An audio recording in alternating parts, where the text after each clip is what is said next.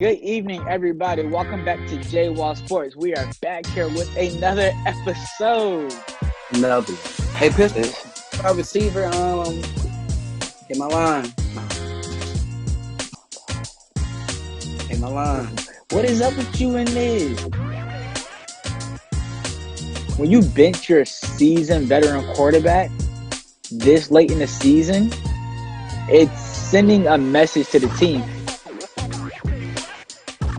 Then goes out. And now they want to play with some heart. They want to play with some effort. I see why Doc got fired. If you're not gonna make the adjustments of the coach, you need to go up and get up out of here. Wentz has regressed. And it's a mental. I mean, Disclaimer: he might have some outrageous, Max Kellerman type, things to say today. I don't know what he's gonna say, but the way he's starting off his video, it is giving me them vibes.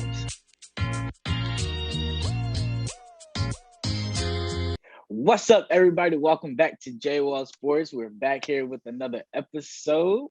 yes, sir. Hey, yes, sir. I'm here with my guy, Nice Sean, man. How you doing? I'm feeling good, man. It's kind of early for me, but shit, this is the first episode as alum. Hey, You yes, know, sir. we gonna cross the other First side. episode as a lunch, it's time to get deep into the bag. I'm talking about maybe about this whole arm got to be in the bag. Hey, we gonna get it. Yeah. But it's NBA playoffs time. It's the best time of the year, honestly. If it's not NBA playoffs time, I don't care. It's just another day for me. But NBA playoffs is like a whole month of a holiday, bro. So Sir. first things first, we have the Milwaukee Bucks who crushed the Miami Heat last night, 132-98. With this win, the Bucks did go up 2-0 in this series. Giannis Antetokounmpo has totaled of 57 points in this series, while Jimmy Butler only has 27. What can the Miami Heat do to slow down the Bucks? Yeah, I tried to watch that game yesterday, but it just went hitting for me, man. It was just ugly. Right.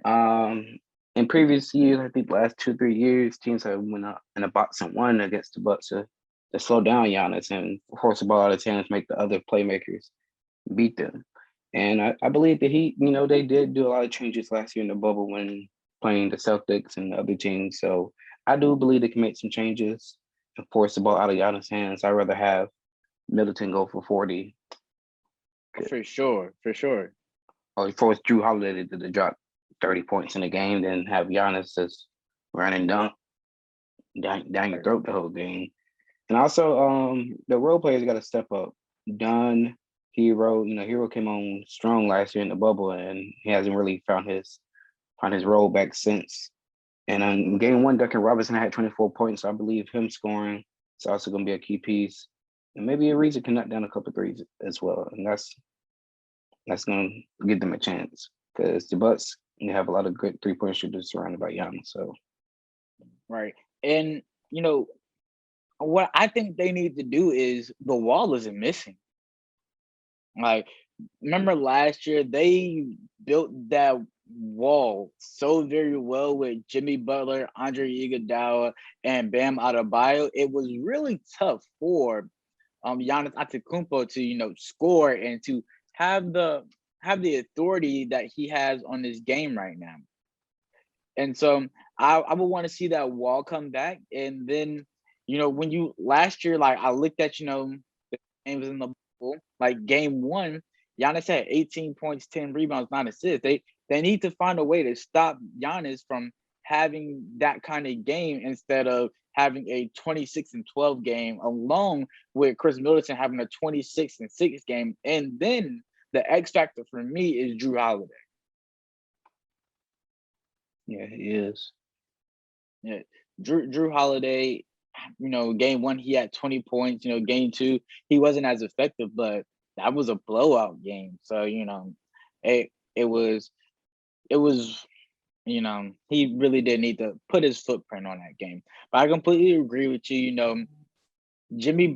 For one thing, Jimmy Butler, Bam, and Andre Iguodala, They need to guard Chris Middleton and Giannis at all times during the game. One of those three players should be on them at all times. Don't switch it. They need to be on them at all times. Tyler Hero and Duncan Robinson, they gotta show up. They can't have the performances that they had in game 1 and game 2. And then Goran Dragic, he needs to show up as well. He was very big in the bubble for them last year. He had 27 in game 1. Like that's that they're gonna need that scoring. Yeah, they are. And then the last thing, Jimmy Butler needs to turn into Jimmy Buckets.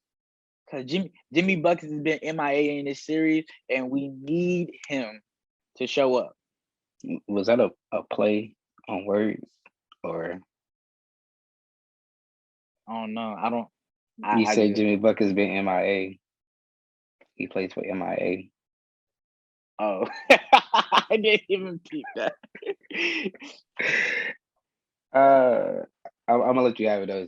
It was smooth with the set. I appreciate it. I ain't even peeped that, but yeah, Jimmy Butler needs to show up because like I was expecting a lot more from him, especially after game 1, was it, in the NBA finals, when like he found a key to that 40-point triple double and pulled a LeBron on LeBron. I was expecting a lot more, especially in the playoffs, especially against the Bucks, the team that they beat last year. I was expecting a lot. Yeah, sure. He still might be tied from the NBA finals. He still might be. That is very well, a good cause for things. Boy was slumped over. He was. You seem to mean. So, all right, boom, our next conversation. After losing game 1, the Denver Nuggets came back to win game 2, despite Damian Lillard scoring 40 points and 32 points in the first half. What did the Nuggets do differently from game 1 that allowed them to be successful in game 2? Man, I know that hurt you last night. I just want to make sure. I just want to ask, are you okay? Sorry, because I might ask you the same question a little later. So yeah, we good. Yeah, we good. All right. Hey, so the difference between game 1 and game 2, Dame had no help whatsoever. In game 1, that bench scored 34 points. Granted, it was 2 players that did the majority of that scoring for that bench. Still, they had 34 points. And then in game 2, they had 21 points. Everything was pretty much the same, except for, Denver they upped their usage in every way possible. You guys, y'all played very well. It's just y'all bench wasn't, giving you that production. Melo had 18 points in game 1, but then in game 2, he had 5 points. Nurkic had 16 in game 1, and then in game 2, he had 7. CJ and Dame were still on par, but we realized over the years that we haven't realized, we've seen over the years that they can't do it by themselves. They need that help. Dame Lillard 34 in game 1, 42 in game 2. Like, and then this is the big thing. Damian Lillard in game 2, he had 10 assists. As a team, the Portland Trailblazers had 15 assists compared to Denver's 29. That can't happen. They found the recipe in game 1, and they need to go back to it and exploit that. You let Jokic go off, let Michael Porter Jr. take crazy shots, stay with him so he's not hitting, and then Jokic doesn't get no assists. Jokic had 1 assist in game 1. That's uncharacteristic of him. I'm not 100% sure on the stat, but I feel like that's got to be on par with one of his first couple of games within the NBA season. Either 1 or no assists in a game. Yeah, last night's game was hard to watch. I was really excited first half when Dame started to flow because we was down about 18-20. Then he just went off hitting threes. He scored about 15 points by himself. Right now, Sean, and I completely understand what you're saying there. You know, they need to find a way to, get that production in there. But I do believe they made a change second half and put Aaron Gordon on Damian Lillard. So I believe that's the way they're going to go the reign of the series, and made it harder for him to get around those screens and get to where he needed to spot up or you get to the lane and dish. So I believe they adjust after that. Maybe go two bigs and really try to slow down um, Joker and force some outside shots by Austin Rivers, Aaron Gordon, Michael Porter Jr. as well, because Jokic was just killing last night. I mean, yes, you can allow him to score, but I'd rather have the other pieces try to score and try to beat you compared to having Dame and CJ do everything and depend on trying to stop Joker, which is a tall task for anybody on any given night. Right, and that's why I would say, let Joker score. You see Nurkic, he's gonna get killed. Yeah, let Jokic drop a 60 piece on him. It's a little 60 piece McNugget. He's gonna have to take that one to the chin. You go disrespecting my boys. I'm not disrespecting him, but you have to take that one to the chin and you have a 60 piece McNugget dropped on you, and you gotta hold everybody else. Like you gotta hold everybody else to below their average. That 1-2 punch that they had with him and Jamal Murray is no longer there. Hold everybody else.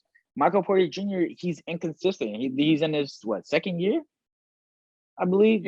Yeah, year number 2. Yeah, so inconsistent right now. Still trying to find his way, how we can make a consistent imprint on the game. Make him frustrated. You really have to frustrate him, and then his game will be off. Aaron Gordon is a vet, so I don't think he'll be able to be frustrated as much. But if you let Jokic go for 34 and Aaron Gordon go for 16, like, it's not gonna hurt you. We high fiving out. Y'all gonna be high fiving on the way to the tunnel talking about good game because y'all won. So I think let Jokic go off, hold everybody else, because Jokic is one of those players that he gonna get his regardless. We go bounce back though. Yeah, I think y'all will bounce back. I actually picked y'all to win this series. So I have a lot of confidence in y'all, and I was hoping y'all take that 2-0 lead. But hey, it's a 7-game series. It's plenty of games. Y'all still got 5 more games. To get it together. So this afternoon we have a trio of games. The first game we had is the Nets versus the Celtics. The first time these two teams played, the Nets won 104-93. KD and Kyrie and James Harden combined for 82 of the team's 104 points. Who will take game 2 tonight, and why? I mean, the Nets will. I mean, Celtics played a really great game for, I want to say, about 40 minutes or so, and they still lost. And you can just see they were missing Jaylen Brown, the extra piece where you could have Marcus Smart guard Kyrie or Harden, and Brown can take the other one, and Tatum could be on Durant. And you can see they were missing that, and they're scoring as well because Kemba Walker didn't play well. He hasn't been playing well since he came back from the injury, especially shooting. So they don't need him to at least drop 25, 20 points a game to have a chance to win, because they played well game 1 and still lost. So yeah, I just see the Nets winning. There's too much firepower on the offensive side, and we talked about that with Keith and Ruff too. Right, we did, and I completely agree with you. Just as we said on our last episode with Keith and Ruff from on the last podcast. So I agree with you. 40 minutes, great basketball, dominating basketball by Boston, and then after 40 minutes, it's like they looked at each other like, all right, man, y'all ready to go ahead and go home? Like, we got about 8 minutes left in the game. Let's go ahead and take this dub and go home. And that, boom, like that, they turned up on it, man. You can really tell that they're missing, Jaylen Brown, that another 25 a night kind of guy, and especially on the defense end, him being on KD, which I think would be a beautiful matchup for a 7-game series. And then, Marcus Smart on Kyrie, and then probably JT on James Harden, or, switch, put Marcus Smart on James Harden, and we just live with Kyrie with Kemba. You know, Kyrie Kemba, that's always been a great matchup over the years, though. You know, I feel like Kyrie brings, a lot out of Kemba, for him to play his best. Because, a lot of those marquee, point guard matchups are another guy that's in your position. You like, I'm better than him, man. I'm about to go kill him. So I feel like, that kind of mentality that these two players have would have fit perfectly, if they had Jaylen Brown. But unfortunately they don't. And Jason Tatum has to pick up a lot of the scoring load. He had 22. He shot 6 of 20. I think he's gonna have to shoot way better than that this game. Kemba Walker, he had 15 points in 27 minutes. He's gonna have to score in that 20-point range. I feel like everybody in the starting lineup played very well. Evan Fournier, he had 10. Marcus Smart had 17. Tristan Thompson, we knew he was gonna have little points, but 10 rebounds. The only player on that team in double-digit rebounding. What you were gonna say? Go ahead, in case you were about to say his name, I believe. Yeah, and then on the bench, we need some more scoring. Robert Williams, we need 3-4 more points out of you. Jabari Parker, yo man, I need the production out of you, bro. I forgot he was still in the league.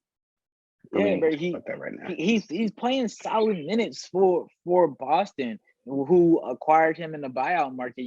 He played 22 minutes. He was 3 for 6. He had 9 points, 4 rebounds. I just need that production to jump up just a little bit more. Give me 12, 15 points. Be a little bit more aggressive. Not saying be Jaylen Brown, but essentially be, aggressive like Jaylen Brown to take the scoring load off of Jason Tatum a little. Robert Williams played a great game. I do believe he finished that game with 9 blocks, 9 or 10 blocks. He was close to breaking the Celtics postseason record for amount of blocks in a playoff game. Ooh. So he did the Robert Williams. Oh yeah, he did have 9 blocks. Yes, I really liked what I saw from him on the defensive end. But like you said, a couple more baskets would have been beneficial. Right. Yeah, I mean, keep the blocks up. That was great. All right, man. So at 10 o'clock on TNT, the Lakers look to tie up the series after a disappointing loss in Game 1, where Devin Booker, who had 34 points, outscored LeBron James and Anthony Davis, who combined for 31. Now, Sean, what do the Lakers need to do to, tie the series up tonight? First, I want to get some get back and ask, are you okay after that loss? Oh, I'm great. And I'm going to tell you why. You want me to go first? I can go ahead and tell you why I'm great. Go ahead. All right. So I'm going to ask you this question first. On a scale of 1 to 10, how would you rate the Lakers' performance?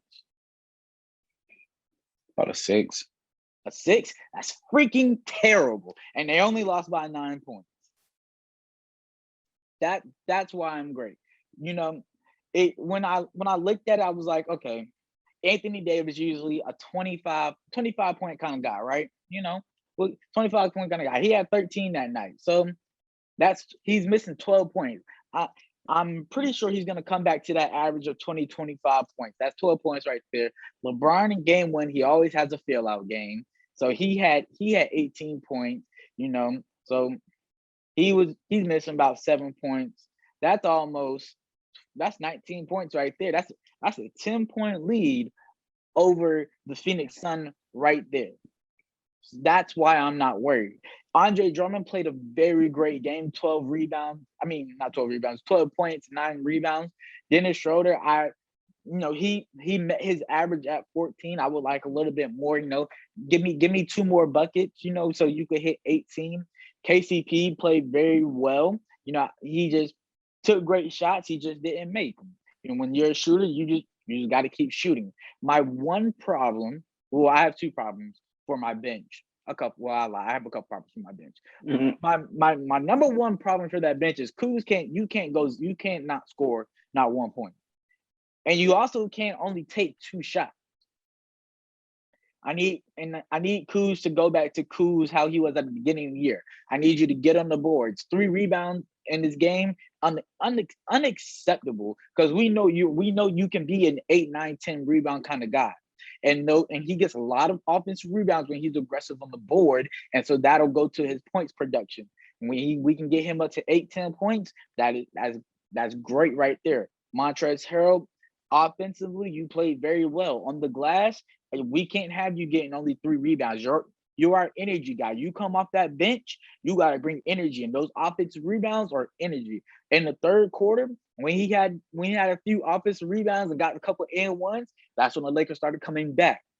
Then after stopped getting those offensive rebounds, we stopped coming back. Wesley Matthews, I just need you two, 3 threes every night. You know, I need more than 2 points out of you. And Taylor Horton Tucker, I need a couple more buckets out of you. Going 1 for 4 ain't it. So I'm not really worried because everybody just happened to play below their average. You know what I'm saying? We all got to bump production up a little, and we have this game, and I think the scoring drought from Anthony Davis really went into a lot of the different parts here. Yeah, I agree. I agree with everything you said. What I had said it was I think they need to force the ball down low and get DeAndre Ayton in foul trouble, so that way they can play that small ball, having 88 to 5, which they did have success in the second half against the Warriors when AD was up to 5. They kind of went small. And if you take Aiden out the game and get him in foul trouble, I don't see anybody that can really guard him. Who you can put on him? Jay Crowder? It's not Well, going to work. first of all, AD can't guard him too because AD just gave him a 42 piece not too Yes, long ago. yes, So I was getting into that. I was getting into that. okay, go ahead. Dario Saric is not going to work, and if you honestly look at their roster, DeAndre Ayton is the only big man, traditional big man that they have on the roster. And like I said, they had success against the Warriors with that small ball lineup, 88 to 5. And a lot of teams now are going to that small ball lineup and having just one big maybe on the court. And I Right, do believe that's going to be the Lakers' success if they want to make a run. I see what you're saying. I see what you're saying, but I hate that you say that because everybody has been saying because you haven't come out and said it, but what you're alluding to is that Drummond is the problem. I mean, you're alluding to that Drummond is the problem, and if they put him in the pick and roll situation, he's not stopping anybody. Okay, that's a lot of people. If you put DeAndre Ayton in the pick and roll situation, who is he gonna stop? If you put Jokic in the pick and roll situation, who is he gonna stop? If you put Nurkic in the pick and roll situation, who is he gonna stop? That's the one knock of having the big man. But when you match up with this Phoenix Suns team, having Andre Drummond on what's his name on Ayton is a mismatch, and Andre Drummond he dominated that mismatch mostly. He had 10 points, he had 9 rebounds. That's what I need out of him every time he comes on the court. 10 and 10. All we need out of him. And that fourth quarter, I understand we sit him down because we like that small ball. And I love the small ball role. Because at that point, it opens the floor. Now, another thing I would say is Marc Gasol needs to be in that rotation somewhere. Like when LeBron comes out or like when AD comes out and it's Dennis Schroeder and Dennis Schroeder, AD, and Gasol, that'll free up the floor. You have another playmaker on there, and I think that lineup works so well with that team. So I would like to see that adjustment made today. We'll see. I mean, Devin Booker was going a little crazy on y'all. He was. That's okay. All right. So triple double numbers. Go ahead. The last game of the night, the Mavs are looking to increase the series to 2-0 against the Clippers, and they play at 10:30 on NBA TV. The Clippers continue to have trouble closing the game as Miss Trip Dub joined Luca in Staples Center to beat the Clippers 103-113. Rumors say that Kawhi Leonard will be guarding Luca for a majority of the game. Do you think this adjustment will be enough for the Clippers to tie the series? It may. I do believe it will definitely have an effect on how Luka plays. Kawhi's not the same defender he was a couple of years ago, but he's still a great all-around defender who can guard the best player on the team and still give you 20 to 25 points a game. I really feel like it will kind of slow down how Luka distributes the basketball and gets his other teammates going, given that Kawhi is so long and call him the claw for a reason.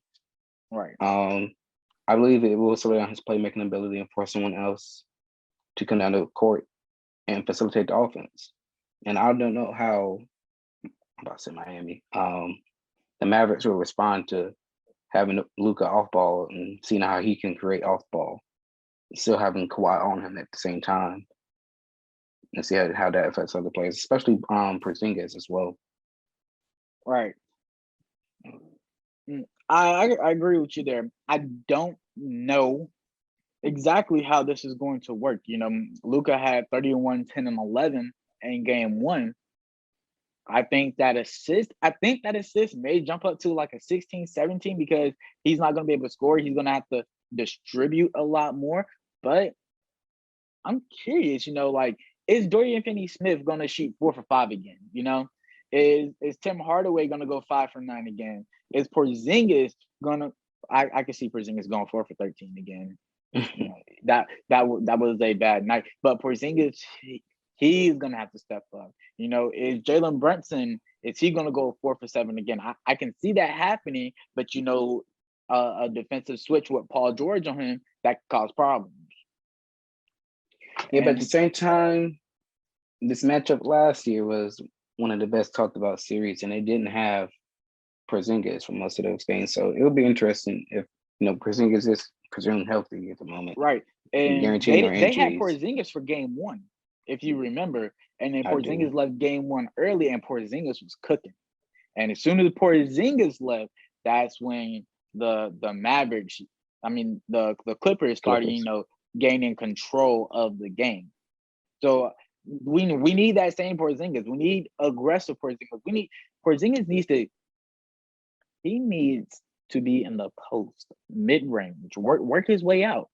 You can shoot a couple threes here and there, but we need you down low. So I would love to see that, but I'm not 100% sure because the others, it's all who's going to show up that night. I do believe Jalen Brunson's going to kind of be the X factor for the team because he is the other primary ball handler for the Mavericks. So I think if he can average at least 15 points and about 5 or 6 assists, they might steal this series. They might. His assist is going to have to go up because he only had 2 in the first game. But see, at the same time, you still got Luka getting you 10 and 11, so he can average about 5 or 6, and they still get away. I low key, I think Luka is going. He might have a feast session on Kawhi, because Luka's game is different. It's different from anybody else's. He's slow. He's slow like Kyle Anderson from the Grizzlies, but he's fast. Yeah, he's slow like slow-mo, but he's faster than him. But he might cook him. I don't know. I gotta see it. Yeah, it's definitely interesting. Yeah. So that's all we have for you guys today. Hey, we will be back with you guys tomorrow to break down some more playoff basketball. As always, I got my guy here, Nice Shine. And we out. Out.